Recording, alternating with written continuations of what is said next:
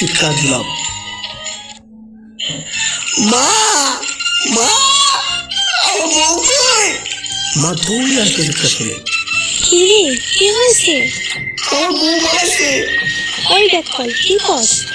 মা, আমার বউটা শেষ পর্যন্ত পালিয়ে গেল, এখন আমার কি হবে? হারামজাদা, পড়ালেখার নাম গন্ধ নাই, আর উনি ঘুমাইয়া ঘুমাইয়া বউ পালানোর স্বপ্ন দেখে। হ্যাঁ, মা কি বলে? আমি তো স্বপ্ন দেখেছিলাম। ইস রে, মায়ের সামনে পুরো ফেলুদা হয়ে গেল রে। লজ্জায় আমার মাথা ব্যস্ত, তবে মনে মনে খুশি হলাম। এটা স্বপ্ন ছিল, বাস্তব না।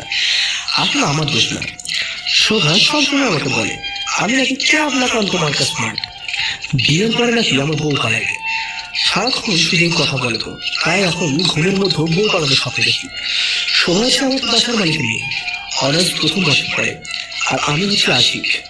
ঢাকার একটা প্রাইভেট ইউনিভার্সিটিতে কেমিস্ট্রি নিয়ে অনার্স করছি, এবার তৃতীয় বর্ষে। শোভার আমি একই ভার্সিটিতে পড়ি।